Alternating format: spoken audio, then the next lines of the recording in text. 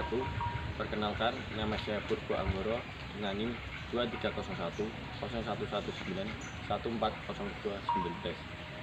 Saya dari kelompok 8 Praktikum Ilmu Kesehatan Ternak D.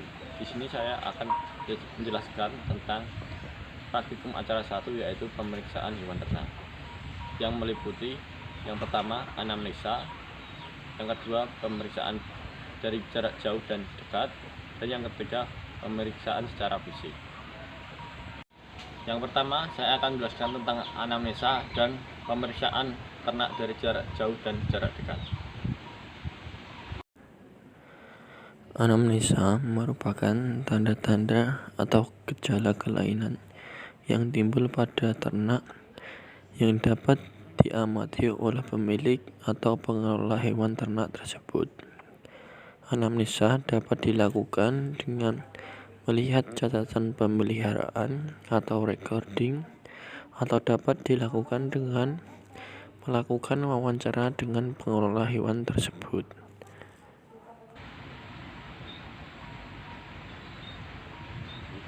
Pengamatan dari jarak jauh bertujuan agar ternak tidak terganggu oleh pemeriksa ternak tersebut. Pengamatan kesehatan ternak dari jarak jauh yang pertama adalah melihat kondisi umum tubuh ternak, yang meliputi kurus atau tidaknya tubuh ternak, lesu atau tidaknya, cara berjalan, ada luka atau tidak, maupun tanda-tanda kesakitan lainnya. Yang kedua adalah nafsu makan dan minum. Dan yang ketiga yaitu kondisi permukaan kulit. Selanjutnya adalah pemeriksaan dengan jarak dekat. Pemeriksaan jarak dekat digunakan untuk mencocokkan hasil dari pemeriksaan jarak jauh tadi. Pemeriksaan jarak dekat sendiri bisa mengetahui bagaimana kondisi asli pada ternak tersebut, bagaimana keadaan kulitnya, apakah ada luka atau lembab, dan gimana kondisi fases pada ternak itu sendiri, apakah encer atau padat.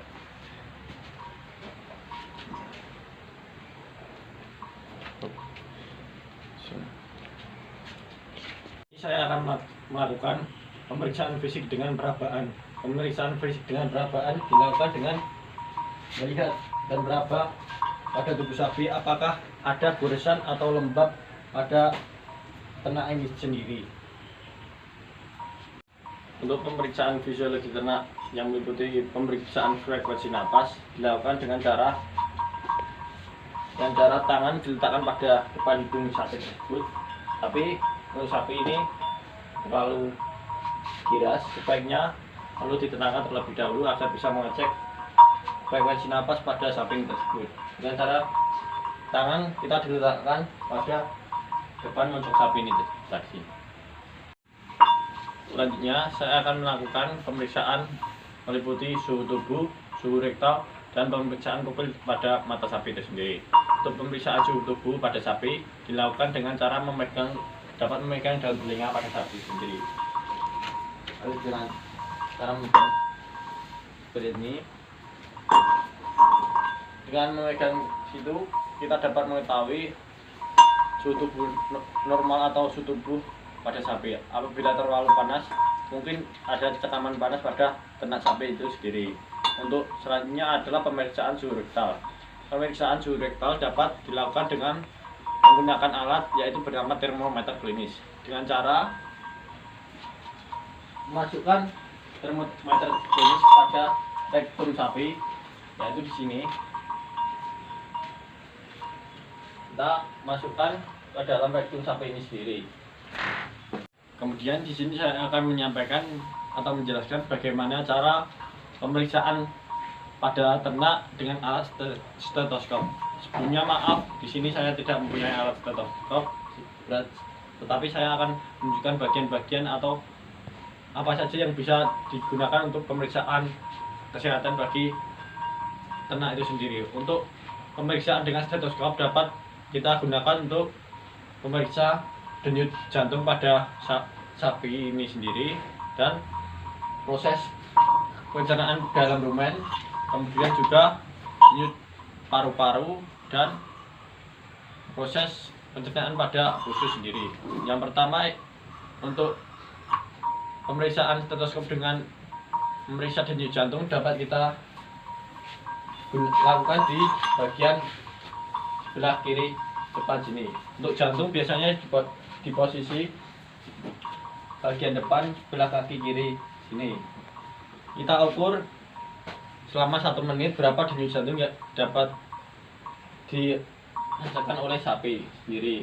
Selanjutnya itu pemeriksaan proses pencernaan pada rumen dapat kita lakukan pada bagian kiri perut sebelah sini pada abomasum dengan mendengar dengan alat stetoskop. Apabila ada suara pencernaan berarti di sini ada pencernaan yang dilakukan oleh rumen.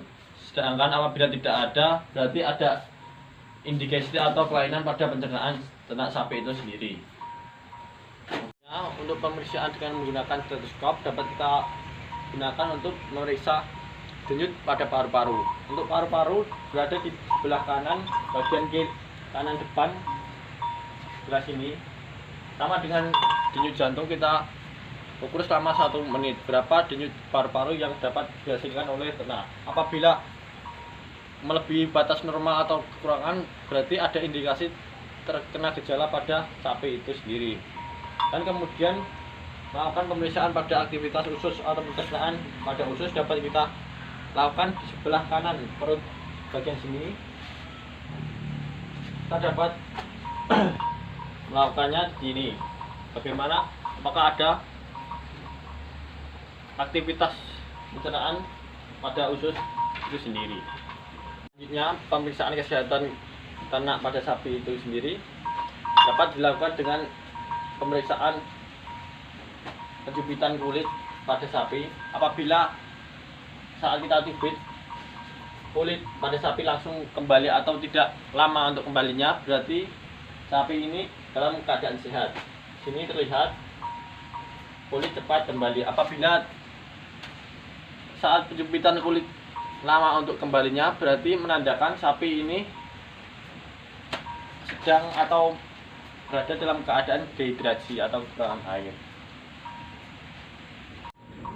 Selanjutnya, uji fisiologis lainnya yang dapat kita periksa pada ternak sapi itu sendiri adalah pemeriksaan denyut nadi. Untuk pemeriksaan denyut nadi dapat kita lakukan dengan cara memegang pada pangkal ekor sendiri. Pada pemeriksaan denyut nadi kita ukur selama 1 menit. Caranya adalah kita pegang pangkal ekor dan kita cari denyut nadinya di mana. Setelah itu kita ukur selama 1 menit. Apabila melebihi batas atau kurang dari batas tersebut, menunjukkan usaha ternak dalam termoregulasi. Untuk ternak sapi sendiri, batas normal untuk denyut nadi yaitu 67 sampai 77 kali per menit. Untuk selanjutnya, pemeriksaan kesehatan pada sapi dapat kita lakukan dengan pemeriksaan ambing.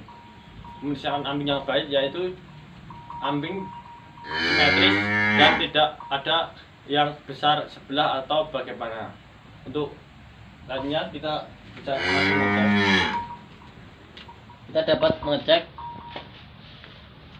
sini ambingnya baik yaitu simetris dan berjarak sama atau tidak ada jarak tertentu atau jarak sebelah atau bagaimana. Dan selanjutnya saat dilakukan pemerahan itu kulit pada ambing bisa langsung kembali.